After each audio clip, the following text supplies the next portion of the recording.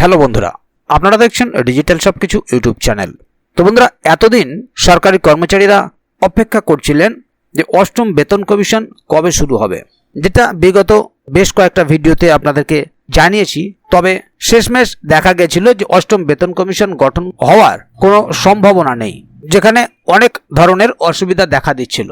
তবে এবারে এই অষ্টম বেতন কমিশন কবে কার্যকর হচ্ছে সেই দিনক্ষণ জানিয়ে দিল কেন্দ্র সরকার।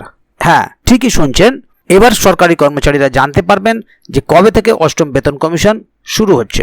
পাশাপাশি এই অষ্টম বেতন কমিশনের ফলে বেতন এবং পেনশনে কি ধরনের প্রভাব পড়তে পারে বা বেতন এবং পেনশন কতটা বাড়তে পারে, পাশাপাশি অন্যান্য ভাতার পরিমাণ বা পরিবর্তন কতটা হবে, এই সমস্ত বিষয়গুলো নিয়ে আজকের ভিডিওর মধ্যে আলোচনা করব। স্বাভাবিকভাবেই এটা অনেকেই অনুমান করতে পারছেন যে এর ফলে বেতন বৃদ্ধির ওপর একটা প্রভাব পড়বে। তাই বেতন বৃদ্ধির উপরে কতটা প্রভাব পড়তে পারে সেটাও আজকে ভিডিওর মধ্যে আপনাদের সাথে আলোচনা করব।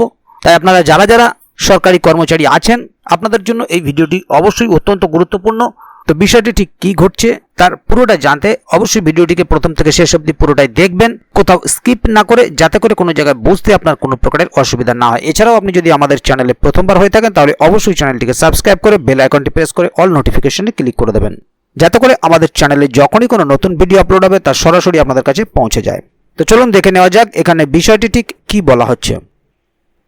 এখানে দেখুন, একটি আর্টিকেল প্রকাশিত হয়েছে, অষ্টম বেতন কমিশন কবে কার্যকর হচ্ছে, দিনক্ষণ জানালো কেন্দ্র সরকার। দীর্ঘদিন ধরে কেন্দ্রীয় সরকারি কর্মচারী এবং পেনশনভোগীদের মনে একটাই প্রশ্ন, অষ্টম বেতন কমিশন কবে আসবে? আর অবশেষে এই প্রশ্নের উত্তর সামনে আসলো। প্রধানমন্ত্রী নরেন্দ্র মোদীর নেতৃত্বাধীন মন্ত্রিসভা চলতি বছরের শুরুতেই নতুন কমিশন গঠনের অনুমোদন দিয়েছে। এর ফলে আরও উত্তেজনা বৃদ্ধি পেয়েছে। কেন দরকার অষ্টম বেতন কমিশনের? প্রসঙ্গত, প্রতি 10 বছর অন্তর কেন্দ্রীয় সরকারি কর্মচারীদের বেতন কাঠামো, ভাতা এবং পেনশন সংশোধন করা হয়, আর তার জন্য একটি নতুন কমিশন গঠন করা হয়। এর আগে অর্থাৎ সপ্তম বেতন কমিশন 2016 সালে চালু করা হয়েছিল, আর তার মেয়াদ শেষ হচ্ছে আগামী 2025 সালের 31 ডিসেম্বর।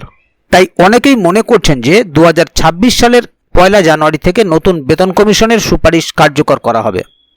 তবে এখনো পর্যন্ত এই কমিশনের চেয়ারপারসন নিয়োগ করা হয়নি এবং টার্মস অফ রেফারেন্সের কাজ অনেকটাই বাকি। ফলে এই বেতন কমিশন বাস্তবায়ন হতে এখনো অনেকটা সময় লাগতে পারে বলে মনে করছে বেশ কিছু বিশেষজ্ঞ। তো বন্ধুরা, দেখে নেব কতটা বাড়তে পারে বেতন এবং পেনশন। অষ্টম বেতন কমিশনের সুপারিশে মোটামুটি 50 লক্ষ সরকারি কর্মচারী এবং 65 লক্ষ পেনশনভোগীরা উপকৃত হবেন। মূলত ফিটমেন্ট ফ্যাক্টরের উপর ভিত্তি করেই বেতন ওঠানামা করে। বেশ কিছু বিশেষজ্ঞ মনে করছে এবার ফিটমেন্ট ফ্যাক্টর 1.92 হতে পারে। তাই যাদের বর্তমান বেতন 18,000 টাকা, তাদের ন্যূনতম বেতন হতে পারে 34,560 টাকা।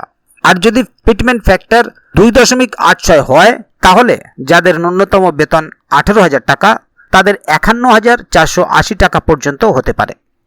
তো বন্ধুরা, এবার দেখে নেব ভাতা এবং অন্যান্য পরিবর্তন।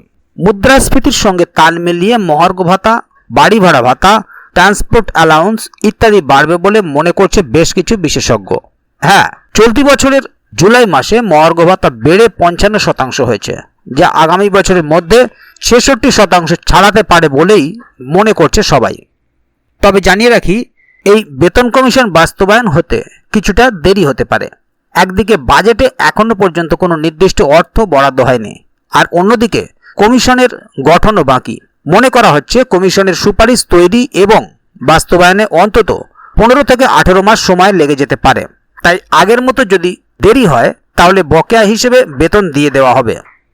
তো বন্ধুরা, এবার দেখে নেব কতটা প্রভাব পড়বে এই বেতন বৃদ্ধির। নতুন বেতন কমিশন মানেই বেতন বৃদ্ধি। এর ফলে সরকারের উপর প্রায় 1.5 লক্ষ কোটি টাকার আর্থিক চাপ পড়বে বলে মনে করছে বিশেষজ্ঞরা। তবে এতে কর্মচারীদের হাতে বাড়তি টাকা আসবে, ফলে বাজারের মূল্যস্ফীতির সঙ্গে তাল মিলিয়ে তাদের জীবন কিছুটা হলেও মসৃণ হবে। তা বলার অপেক্ষা রাখে না। এখন দেখার কবে এই বেতন কমিশনের সুপারিশ আসে। তাহলে বন্ধুরা, বুঝতেই পারছেন এখানে বিষয়টি ঠিক কি বলা হলো। মূলত আগে যেখানে অষ্টম বেতন কমিশনের অনুমোদন পাওয়া যাচ্ছিল না বা কবে হবে তার দিনক্ষণ জানা যাচ্ছিল না, এখন সেখানে প্রধানমন্ত্রী নরেন্দ্র মোদীর নেতৃত্বাধীন মন্ত্রিসভা সেই অনুমোদন দিয়েছে।